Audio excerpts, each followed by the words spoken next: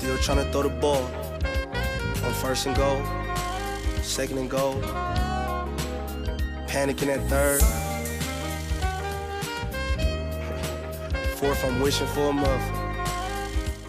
Welcome to the 5-on Huddle podcast with your host Isaiah, and we in the house with Coach D Lane. Excited for this podcast this week, y'all. We got free agency news, a crazy week, man. How you feeling today, D Lane? Excited to be here. You know, got another episode in for you guys, and we just building this platform up, man. We are excited, you know, just to build this up and get this content out to you guys. It was a crazy busy week this week, free agency wise, and me and Zach got a lot to talk about. Definitely. I'm going to kick it off first with a story that broke last night. Tyreek Hill is being accused for assaulting his child, which led to a broken arm. This is huge news because we saw last year the Chiefs were literally one play away from going to the Super Bowl. Tyreek Hill is currently in negotiations for the biggest contract in history for a wide receiver. And the Chiefs just traded away Dee Ford in order to pay Tyreek Hill. I mean, How do you feel about this, Coach D-Lane? You know, not to shed light because I'm going to get back on the sun in that situation, but the initial person I felt sorry for, man, and it's my guy, man, Big Red, man, Andy. Like, I don't know what it is. Do he got bad luck or what? Because it's like every time he tries with a player, he gets these guys, man, that have problems in their background. He always brings them onto his teams. Almost turns their life around a little because they have crazy years under Andy, and it's always something, some type of relapse with one of these type of players that he always gets, and I just feel bad for my guy because he still ain't got the ring. But to piggyback on Tyreek, I just think he definitely found himself in an unfortunate situation, man. I hope it's not true. We're different. We came up in a different era. You know, you can get that ass whooping. You know, you can get that belt, extension cord, whatever. But in today's day and age, man, you gotta be real sensitive with those type of things, man, for sure. I agree with you. My thing with Hill is this isn't, you know, for example, you know, 2 years ago, we had the incident with Adrian Peterson. I think it was 3 years ago where suspended, you know, the whole season for giving son a whooping with left some marks. I was on AP side. I got my butt whooped. I had some marks on my butt before. I'm okay. I'm okay today. Tyreek Hill, you know, his situation to me is completely different. He already assaulted his girlfriend while she was pregnant. I believe she fell down the stairs. That's already a red flag. So we can't act like Tyreek is just, you know, everyday good dude role model. And then for breaking your arm, I ain't never got, you know, whooped where my arms broke. You know, I don't know any of my friends that got whooped where their bones are literally broke. That's not whipped, that's beating. Yeah, that's he did something. And I think the kid is 3 years old. Yeah, he's young, yeah. So what are you doing to break your 3-year-old son's, you know, arm? What could he have done, you know? So again, we really hope this situation isn't true, man. You know, these are allegations still being put out on the young brother, but and I'm more so it's a sad case for him because, man, he's fumbling the bag. He hasn't gotten his bag yet. You know, he ain't got that contract yet, and they was moving people and making money and creating cap space to give him this major contract, and I hope he didn't blow it, man. I really hope that young brother didn't blow it because he's immensely talented.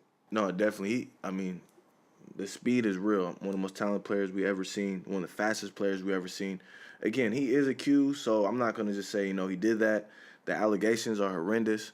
You know, and the thing where you're kind of thinking, did he do it? Is because he already has a record of doing this, you know, a proven record. I really hope he didn't do this. One, for the child's sake. That's the most important person in all this. Two, for his sake, because he's going to get money to change his great-grandkids' lives, okay? I mean, he's going to get at least up there in the $40 million guaranteed range. And then thirdly, you know, like you said, you know, Big Red, he always takes chances on guys. They just lost Kareem Hunt. You know, think about it. In a span of a year, they could lose one of the top 3 running backs in the NFL, which they already did lose, and one of the top 5 receivers in the NFL, Tyreek Hill, in 1 year. On top of losing Dee Ford. Most explosive offense. Oh, man. That we've seen probably since the Brady 08, 07 season. Oh. So that's crazy. So, you know, I'm going to leave it there with Tyreek, man. I really hope these allegations aren't true. I hope regarding his child, you know, and I would say a positive note on this, there hasn't been any news about releasing him or anything of that nature yet, and that's usually a big telling. If a team releases you quick after hearing this, that means they know what's really going on. So We'll see what happens from there. So let's get into the big free agency news. I'm gonna start with Le'Veon Bell. We know this past season he sat out over contract issues. He didn't want to play for the $14.5 million franchise tag, and he ended up signing with the Jets for considerably less money. He signed a 4-year, $52 million contract. This isn't baseball or basketball. That's not guaranteed. He has $25 million guaranteed, and he has a $33 million injury guarantee. So if he breaks his leg today, he gets $33 million. If he doesn't get hurt, plays out his contract, he's guaranteed $25 million. With the Steelers, before they placed the franchise tag on him, they offered him a 4-year, $70 million contract with $33 million guaranteed. He said no, and then again lost $14 million this past season. To me, this has to be one of the biggest losses, gambling on yourself that we've seen. How do you feel about it, D-Lane? Man, with this LB situation, man, I've been on this roller coaster ride with him because at first, out the gate, I was 100% on his side because I felt like his employer is basically publicly disrespecting the GM, his teammates, like just coming out, like especially the teammates. That's another subject for another day because I don't think you should be in a man's pockets or worried about the next man's pockets. But we'll get on that later. But yeah, I was initially on his side just because I just felt like the team didn't have his back. He was trying to get his bag or whatever. And then I had shifted to the point where I was like, I'm starting not to like some of the things he was doing as far as during the season. He in Miami partying and everything. It's like, come on, Le'Veon, your goal is to get this bag, to make this major bag. You need to be focusing on working out or whatever in the whole nine. But then I got to this point where I'm truly 50-50 on it. This is where I see it. I feel like he had to leave, but I think he lost on the standpoint of he wanted to reset the running back market, and he didn't get that accomplished. So at the end of the day, you got to say he kind of took an L with this move because he didn't get the goal. Kind of took an L? He did. He for sure did.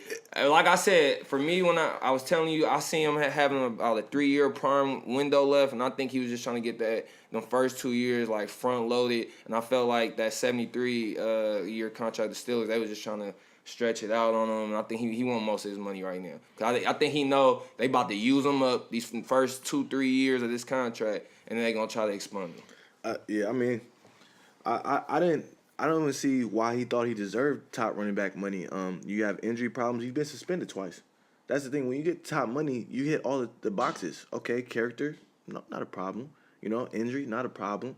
Look at Khalil Mack, the highest paid player easily.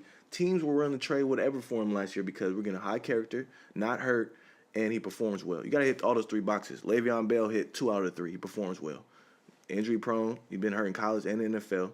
And, off the field issues, suspended twice. And I kind of looked at the situation as, the way they said, we don't want to look at people's pockets, but it's an entertainment business. I know how much Denzel made off his movie. The reason we noticed that, because I typed in Le'Veon Bell's contract. What's he getting paid, I was going to ask you about the tag, though. How you felt about him missing out just on this year? Because it's almost like it's a prove-it deal with these franchises. You get it. I know it's fully guaranteed, but he's betting on it. So what if he got a serious major injury this year playing on that tag, and then next year they don't bring him back? Because he has no guaranteed money they at won't this bring him past back season. Anyways. They only franchise tag twice. So I know. But I'm saying if he would have played on the franchise this year and got hurt, and then he would have never been able to get any type of big bag.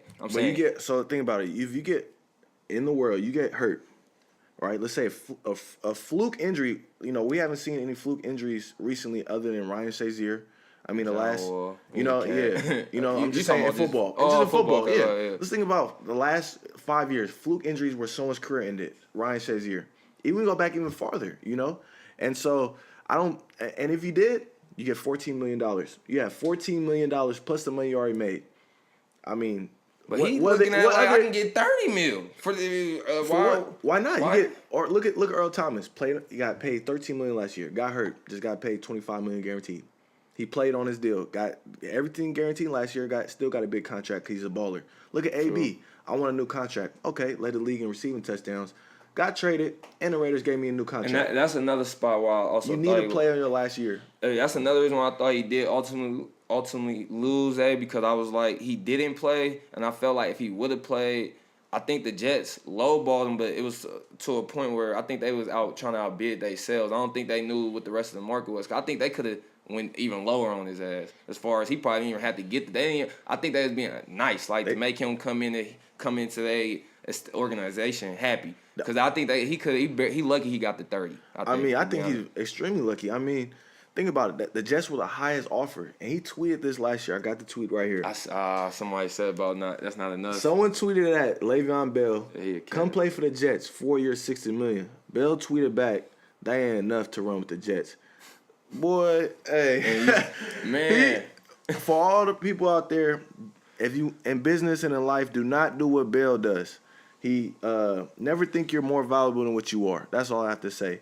The only people in NFL, the most valuable position in NFL is quarterback and rushing the passer.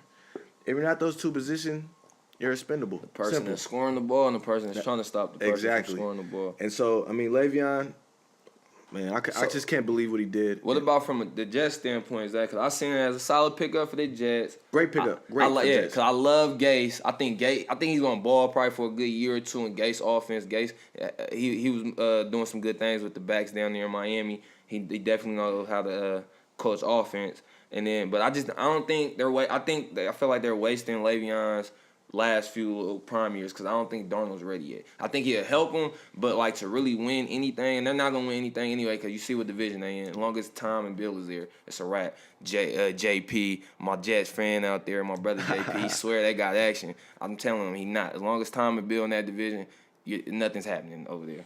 So, yeah, how you felt about the Jets pick? I feel like it was a great move for the Jets. They made a lot of great moves. C.J. Mosley, Bell, they're bringing in blue-chip players. I think Sam Darnold, last year he's playing with nothing. I mean, the running back's trash. The best receiver, Robbie Anderson, he's a good player. I think he got hurt last year, too. Yeah, injury-prone, but he's a good deep threat. But they added James Crowder, a couple slot guys with him.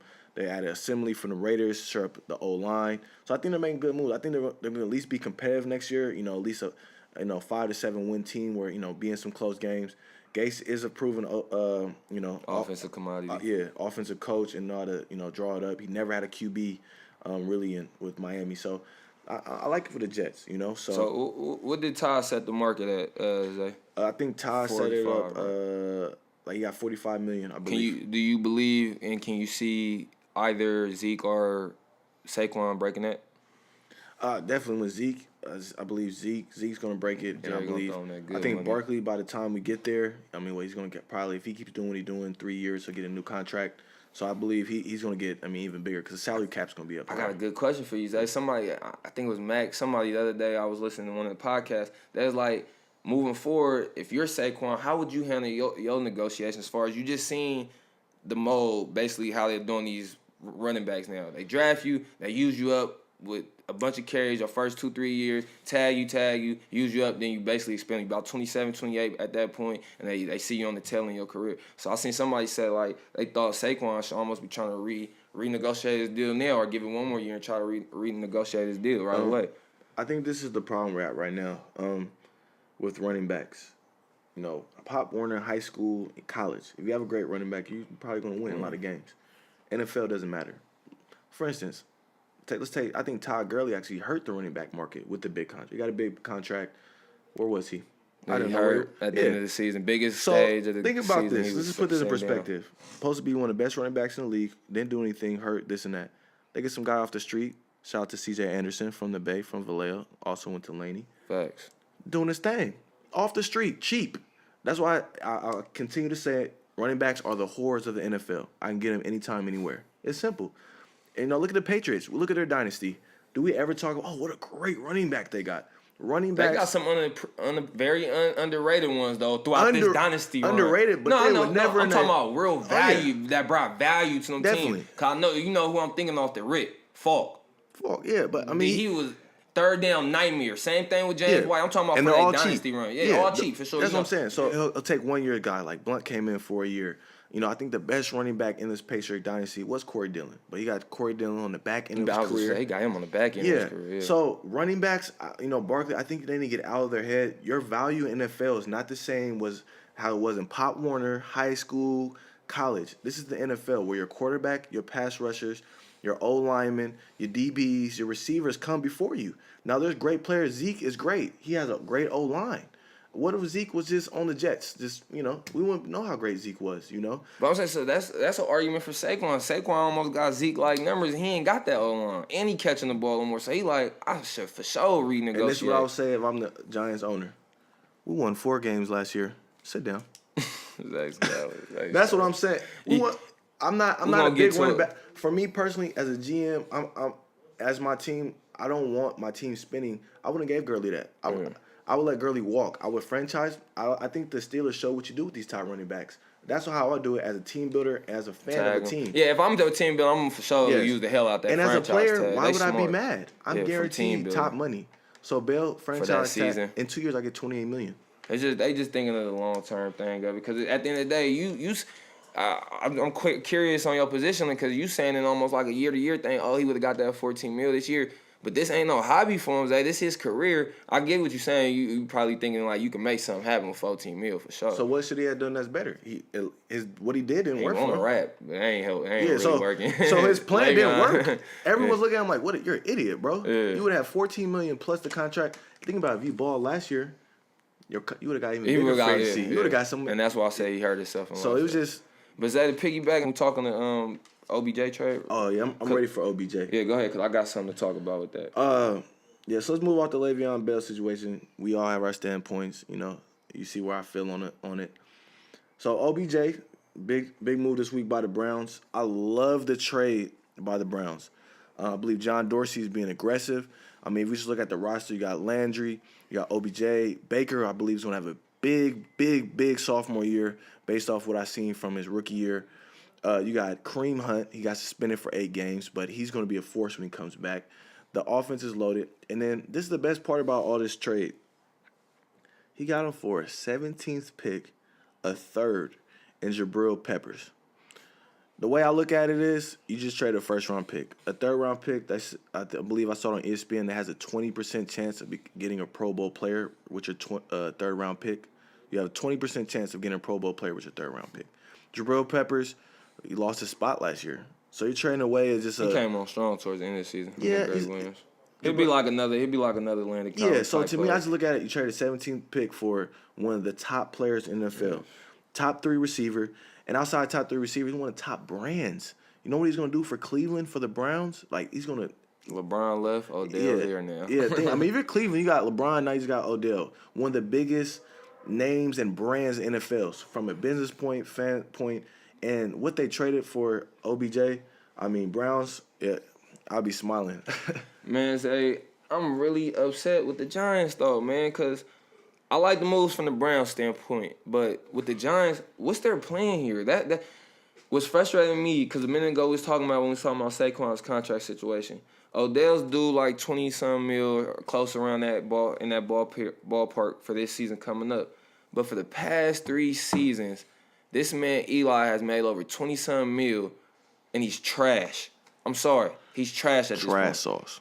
And what, because of your love affair with this man, y'all haven't got rid of him, but you just signed Odell to a major contract last offseason. Your GM comes out not even a month or 2 ago, says we didn't sign Odell to trade him.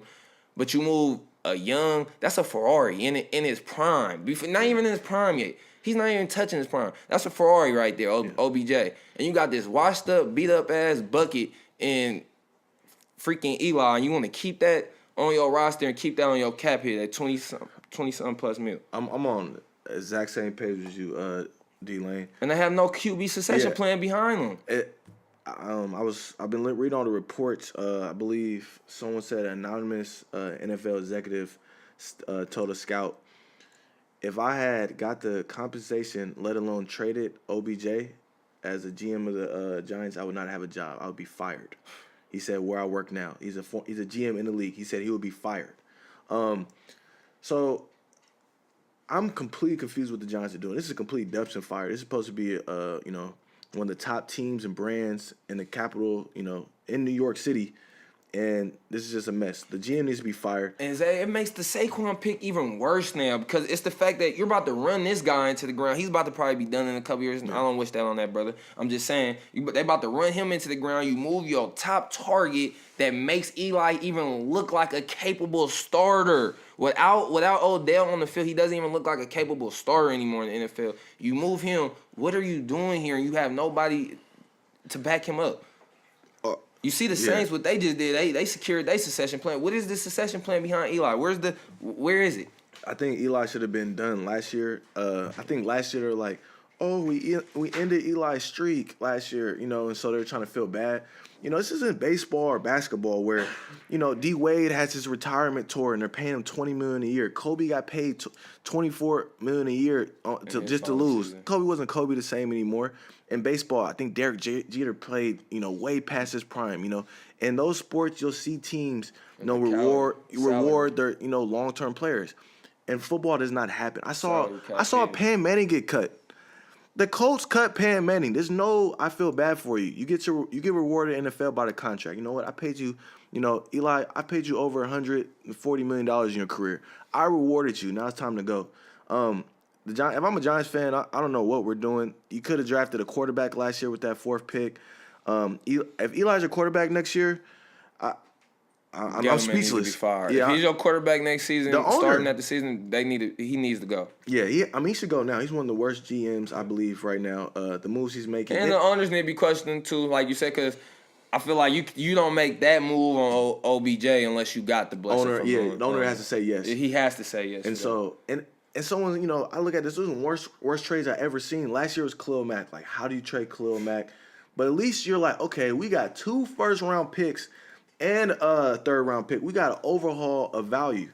You get 1 first-round pick and a third. A third is like the Raiders traded 3rd for Martavis Bryant. You send a 3rd out for a guy that you think is a starter, and it's not even like Odell got off-field issues. Like he never been arrested. Like I would have got. You gotta give me 2 at least. That's the minimum. 2. I need 2 first-rounders. That's crazy. But good for the Browns. They're gonna have one of the most exciting offenses. I was gonna flip to the Browns. So I was gonna ask you, do you see them as the leader of their division this year, and are they automatic contenders? Cause I still see Pitt probably there. This how I have a question mark for the Browns. The talent's there. They won 7 games last year. I believe they could have won 9 if Baker started at the beginning of the season. Me too. I said the same thing. And even if he was gone, they would have won at least 9 games last year. So last year, I think even when Hugh there, I thought I had him going 500. Even if he was there, as long as Baker started from the season. I completely agree. So with that they had a 9-win roster last year, just talent. Adding OBJ, they traded for another pass rusher, Myles Garrett. I believe this year they have at least a 10.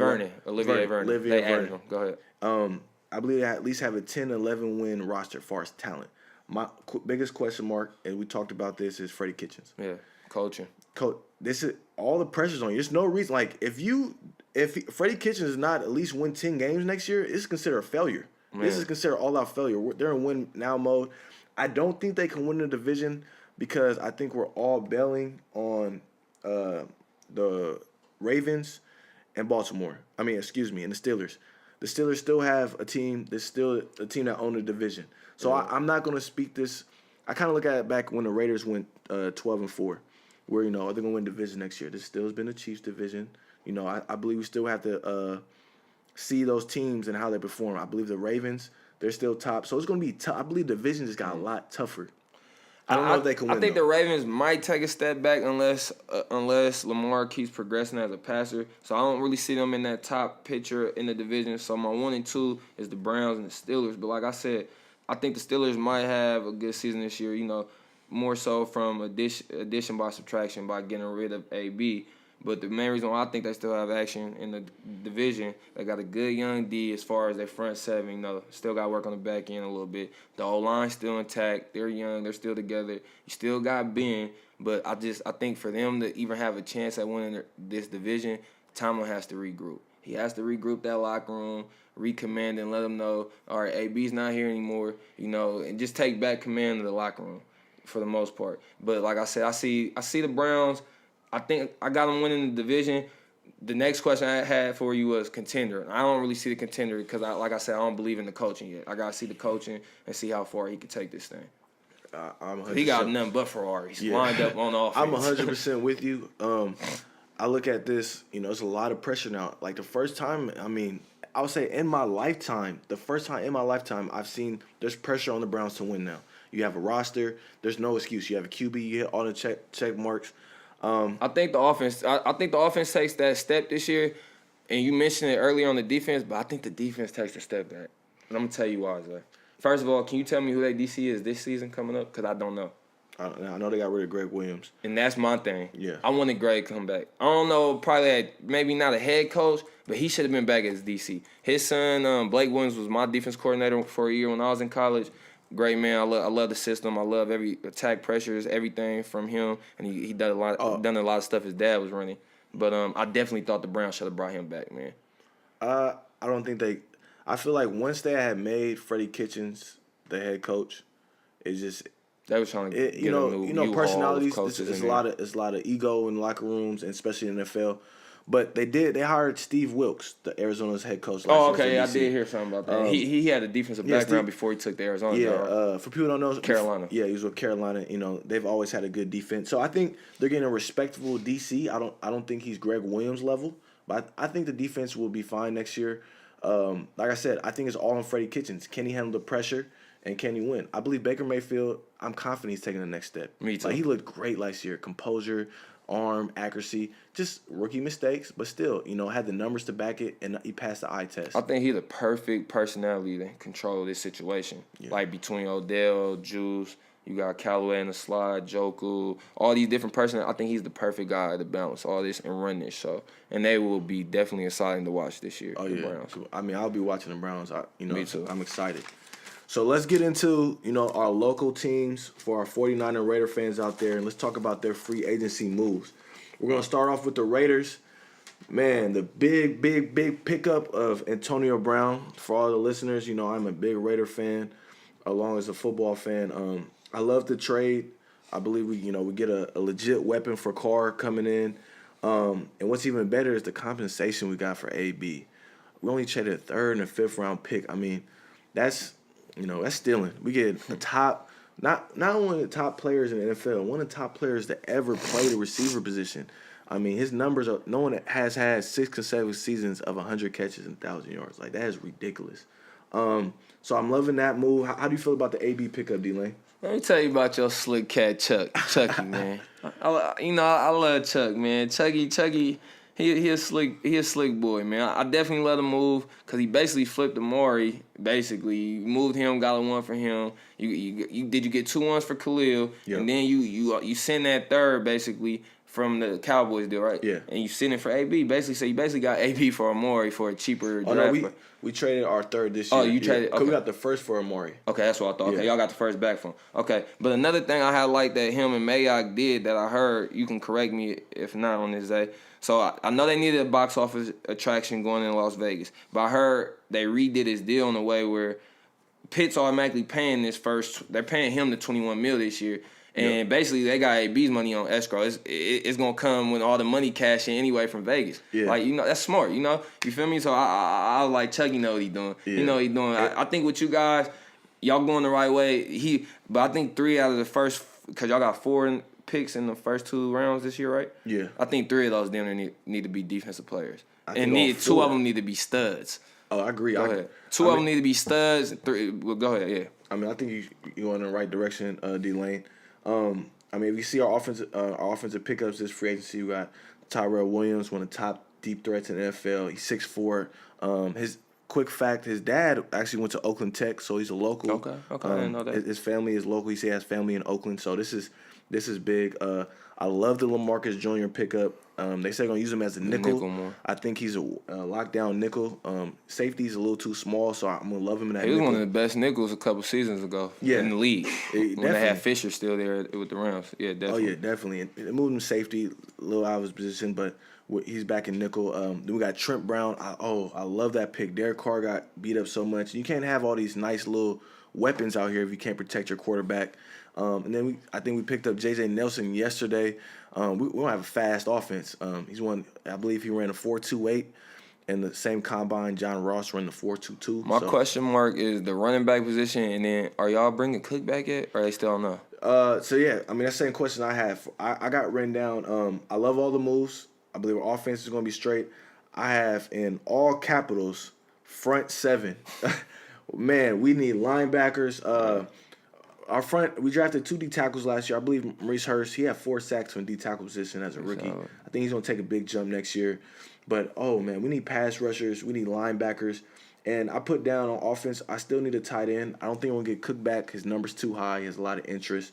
And we need to figure out the running back position. We locked up Jalen Richard, but we need that big I think y'all could back. probably find that in the draft somewhere. Yeah. Y'all bring back Warren, right, or no? Chris Warren, yeah. I mean, I think we'll have Chris Warren, but we need that guaranteed back. So y'all got him, Richard, and Martin coming back, right? Martin's not a free coming. agent. Oh, I don't think he's going to come back. Y'all can find some money in the draft. So Y'all should find some money tight in the end draft. and front seven. So our first 4 picks, I believe we should go. I really want Josh Allen. He's my favorite pick in this draft.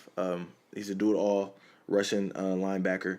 And then, I really like Deion Bush. Deion Bush from Michigan, the little middle linebacker. And hopefully get one of those tight ends from Iowa, So, I think our first 4 picks need to be defense, tight end. What I like also about the AB deal, Zay, to piggyback on AB, I think it gives John a true chance now to really evaluate DC Carr. Because I'm not sure, I was gonna ask you, do you know as far as as a fan, is this y'all guy moving forward? Because I think he's gonna use this season to really see okay, AB's always open. This is a quarterback. This is a receiver that can get open. So now we can really see what are you gonna do here, DC. I think he can really evaluate him now.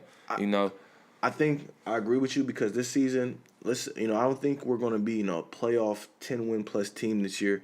I mean, unless our rookies, we're gonna have a young team on defense. Our DBs are good, but there will be no excuse not to light up on offense. We might be losing games 40-45, but there's no excuse not to light it up. I think Gruden is looking at it like this. Look, when Derek Carr was healthy, had an O-line, weapons, ran the ball, we went 12-4. I believe Derek Carr is that quarterback with weapons, he dominates. He's going to have your team will win. He's clutch, so we don't have to have is he clutch? We don't have to worry. We know he's clutch. The question is, can you have talent around him? Now, to me, there's only maybe 2 to 3 quarterbacks in the league where you can win with nothing. Literally, Derek Carr is not that QB where he can win with nothing. And that's hard. I mean, that's once in a generation. I believe you got Russell Wilson, Andrew Luck, Aaron Rodgers, and Tom Brady. I wouldn't even put Drew Brees in that conversation. He's always had talent. To even put Tom in it, just more so because Tom's been in the system the whole career. Tom and Drew Brees. But I know what you're saying, though. Yeah. I agree with Tom and Drew Brees are on that borderline of, okay, yeah, they're great QBs, but let's see them with nothing. I think the reason why we can't kind of squeak Tom in there is because we seen them do it with nothing receivers. Yeah, let's not disrespect Tom. Yeah. But we know we've seen Russell Wilson. Look at Andrew Luck last year. Oh my God. So it takes a special QB to win with nothing. So Russell Wilson, Andrew Luck. What you mean Andrew Luck? Nothing. They had squads, eh? Please name me their starting 3 receivers. I can name. I don't know they starting 3, but he got Hilton. I can name you. He had Hilton. He had that boy Ryan Grant. He ain't nothing. He nothing special. I'm not saying he got no special offense, but I like Hilton and the running back. I liked it. What's his name? They Mac. used 2 running backs. They used Hines and Mac. I like those 2 guys. Okay, no big explosive offense. That's nothing major. But he got a weapon. He got a weapon or two. I just look at. I done seen worse. Is what I'm saying. I feel like I done seen worse situations. I've seen the O-line was nice. I haven't seen worse situations. You make the playoffs. You said, and you do make the playoffs? Yeah. No, he made the playoffs last year. They won a game. Yeah. With that squad, though. They won a playoff game, didn't they? Yeah, they did. So I'm trying to against Texans. Yeah, against the Texans. So I'm and he got one of the best O-lines. So replace who could win last year with that team other than Andrew Luck? I could replace Andrew Luck. The only reason I said a few quarterbacks might be because, like I said, they had the best O-line, so he wasn't really getting touched. They had one of the best O-lines in the league. They had a good O-line, yeah. But I wouldn't say. I mean, the Cowboys had top a great O-line. Yeah. So that's what I'm saying is Andrew Luck and look at Russell Wilson. He's never had that top receiver. So true. So I look at guys who consistently win. You go to playoffs every year, and it doesn't matter who's on that team. You're gonna find a way to win 9, 10 games, get your team to the playoffs. There's 2 to 3 guys in the league that could do that. So and Derek Carr is not one of them. So if you want that, I think that's kind of being greedy. We know put talent around this man, he wins. Last year he's throwing to Jordy Nelson. Coop and him never been really on the same page. You look at the last 2 years, Coop will get 6 games with incredible stats and then disappear. Mm-hmm. He did it with the Cowboys last year. Came on Cowboys, first 5 games. Last month of the season, the last month he had combined 100 yards the last 4 games. So I'm confident in Carr. I believe we have his guy. I was gonna ask you that next, Zay. How do you feel about what type of season we're gonna get out of AB this year? Because I think he's gonna ball. I think John gonna scheme up plays for him. John, number one, usually always eats in his offense. I see him moving them around a lot as that chess piece. And I think he's just gonna have a big year. He's turning 31. Yeah. So that's what I was gonna ask you. Like, how do you see, what type of year do you see him having? He's reaching that tail end of his career. I see him about 2, maybe 3, but 2 for sure elite years left. I'll say this about AB.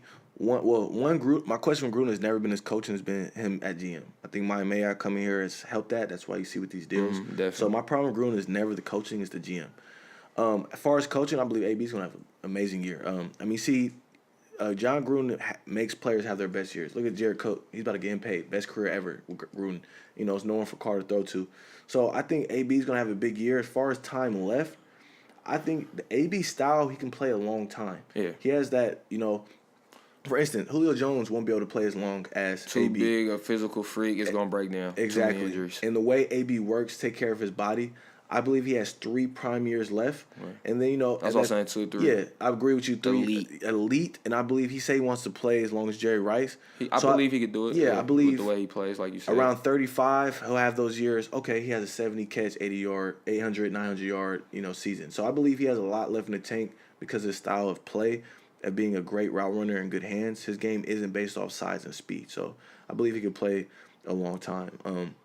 But yeah, let's move off the Raider free agency news. I'm happy with it. D-Lane made some great points about the direction they're going to. So for you Niner fans out there, you guys made some good moves as well. 49ers signed Kwan Alexander, a good linebacker coming off ACL injury. So that was kind of, he's a great player. Just got to make sure he bounced back from the injury. I think he will. I think that was a great signing. And the deal was great by him. $25 million guaranteed, all in the first year. So let's say he's not the same player. Cut him after the season. Then you a shrewd operator, Zay, in that I'm a GM. fan. No, I know. I'm a You fan. a shrewd operator, man. If you was in that front office, I love to have winning. you though, cause you ain't blind. You ain't Yeah. you ain't blind. You ain't gonna have your right lenses on. You ain't biased. I just look at Bill Belichick. He's the best. I mean, they didn't change the trophy to the Belichick, not the Lombardi. But hey, but the best move I like about the Niners is the D Ford. Again, another deal, all front loaded up in the first 2 years. They still got Armstead. They still got Buckner. Thomas, huh? Yeah. So front 7 gonna be nasty. It's for you. Question for you, D-Lane. I think with that second pick NFL draft, they're going to draft Nick Bosa, and that could give them potentially the best D-line in football with Buckner, who's he's a Pro Bowl caliber player.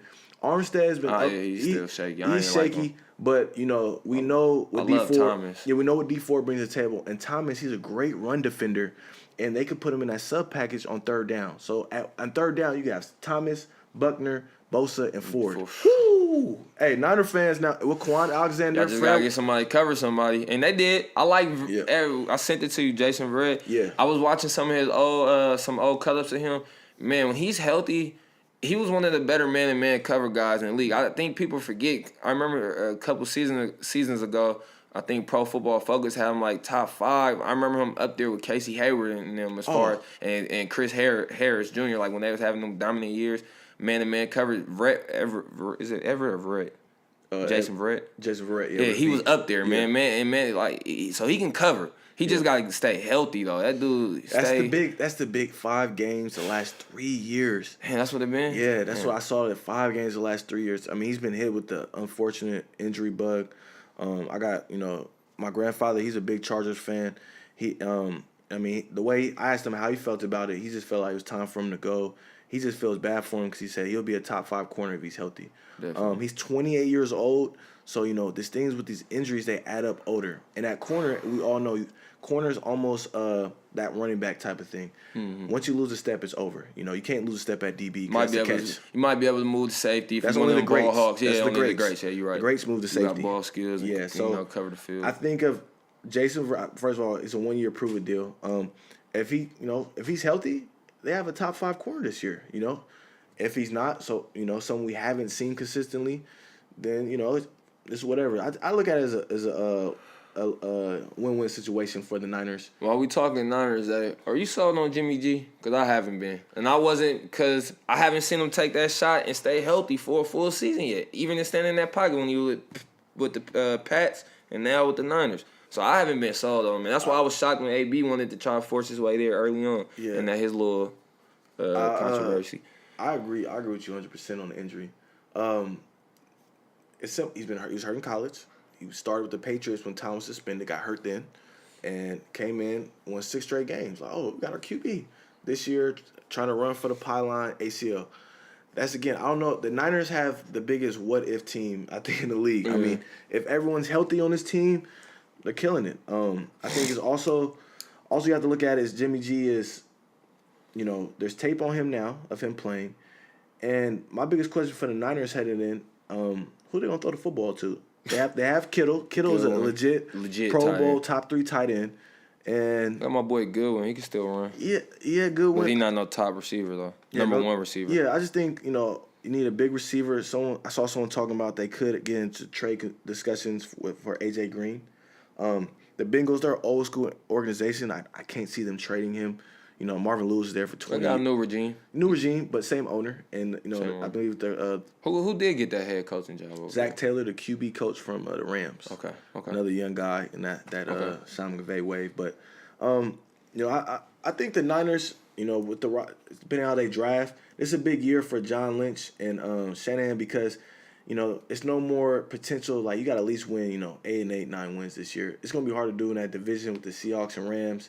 I mean, the Cardinals, they're not going to be very good next year again. So, but I think that the biggest question for me for the Niners is health. Literally is health. If Jimmy G's healthy, they're going to win 7 or 9 games.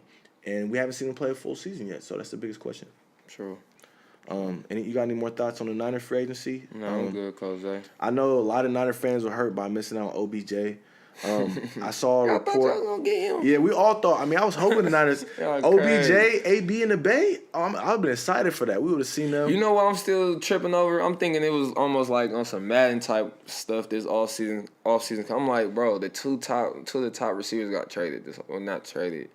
Did they trade? I mean, AB was free agents. Let's look back. They got traded. Yeah, no, both. That's what I'm saying. Both of the top two receivers got traded in one off season. That's crazy. I look at it. That's some Madden type shit. It is Madden. I kind of look at it like this. I feel like the Raiders made it kind of not cool, but okay, if we can rebuild with trading our top players. So, look, I was happy for the Amari Cooper trade for a first-round pick. Y'all wasn't winning games with them guys. That's why Amari, John to me, knew that. He's just so soft, drop issues. I was happy. I was like, Khalil Mack hurt me. I would have paid him whatever you want. I would have gave him a blank check, okay?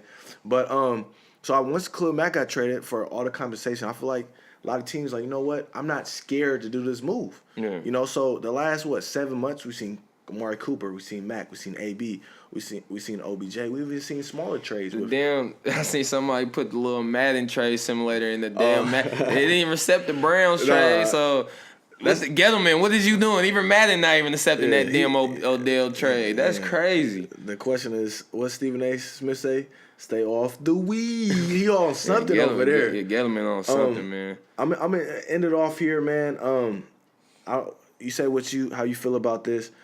I think something we could still see before the draft right now. We just got, small free agent signings, pro days coming up. I believe OTAs start right before the draft. I believe, we can see Rosen get moved soon. There's been a lot of buzz around Murray going the first pick.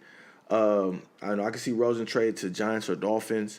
I'm just trying to figure out, what the Cardinals are doing. I don't really think they know what to do right now. I think it might come down to draft day, what move they'll make. How do you feel about that, D-Lane? Rosen, I think the fact that Kingsbury and the owner for the Cardinals, the fact that they didn't go to Kyler Murray's pro day is an indication I think they're set. I think they want him. At first, I was like, maybe it's an indication that they don't want him. I think they're set, though. So, Rosen's gone. You got to move him.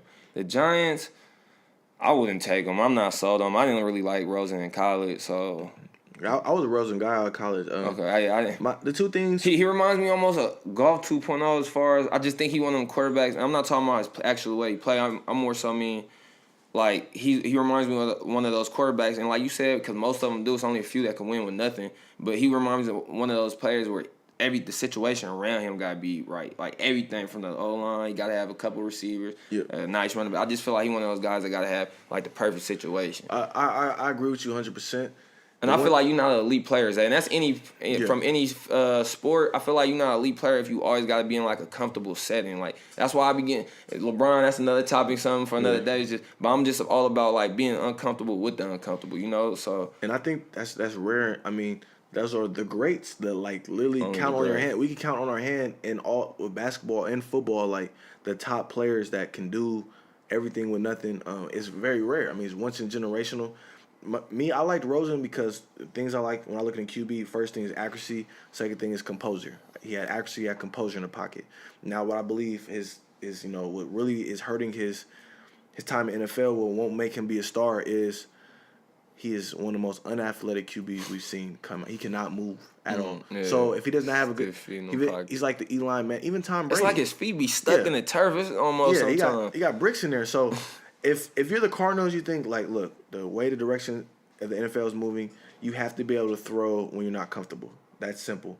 If they believe Rosen could do that, get Murray. I mean, I think if Murray was 6'3", I believe he'd be the top pick, and no question without it, and he'd do it all. So a lot of things still to come. I mean, we got pro days coming up. I got one last fact check for us today before we get out of here for this pod, man.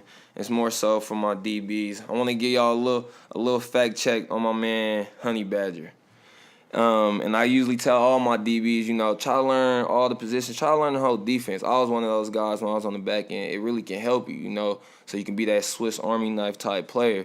But let's look at I got Tyran's alignment snaps from 2018 where he lined up all season.